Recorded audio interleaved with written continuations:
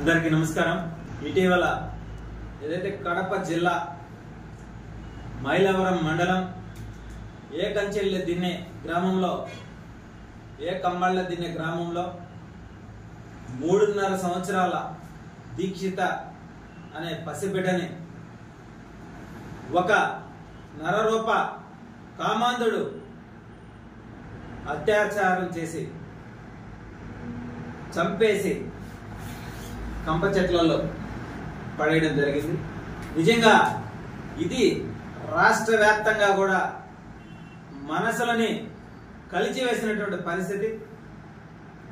ప్రభుత్వం ఇటువంటి ఘటనలు మళ్ళీ మళ్ళీ పునరావృతం కాకుండా నేడు ఉన్న చట్టాల కంటే కూడా మెరుగుగా కఠినంగా రెండో వ్యక్తి ఇటువంటి విషయాలకు పాల్పడాలంటే భయభ్రాంతులు గురయ్యే విధంగా చర్యలు తీసుకోవాలని చెప్పి ప్రభుత్వాన్ని నేడు సమాజంలో ఆడబిడ్డలను కన్నా తల్లిదండ్రులు ఆడబిడ్డ పుట్టిందనే ఆనందంతో ఉండాలా, ఎలా కాపాడుకోవాలా అని భయభ్రాంతులకు గురయ్యే విధంగా నేటిలో సమాజంలో ఇటువంటి మృగాలు తిరుగుతా ఉన్నాయి। ఎవరిని నమ్మాలా ఎవరిని నమ్మకూడదు అనేటువంటి విషయం కూడా నిజంగా ఇంత దారుణంగా ఉందంటే పరిస్థితి కడుపు రగిలిపోయేటువంటి పరిస్థితి ఇది। కాబట్టి దేశంలో కూడా ఇటువంటి ఘటనలు జరగకుండా ప్రభుత్వం చర్యలు తీసుకునే విధంగా ప్రణాళిక రావాలా।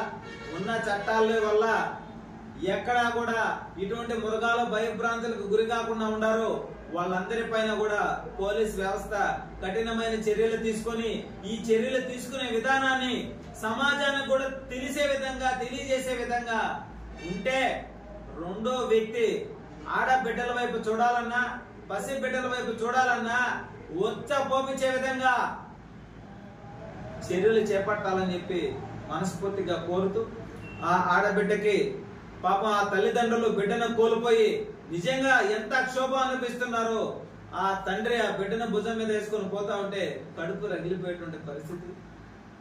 ప్రభుత్వం ఆ కుటుంబానికి 2 ఎకరాల పొలం 5 లక్షల రూపాయలు ఇవ్వడం జరిగింది।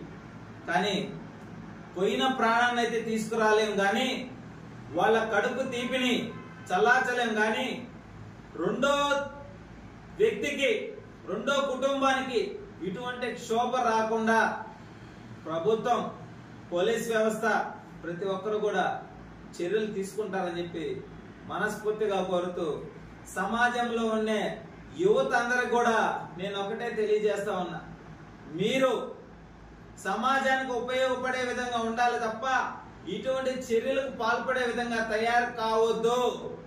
సమాజాన్ని మన కుటుంబాలని మన ఆడబిడ్డలని మనం కాపాడుకోవాలా, ఈ విషయాన్ని గుర్తుపెట్టుకోవాలా। మీరు ఏదైతే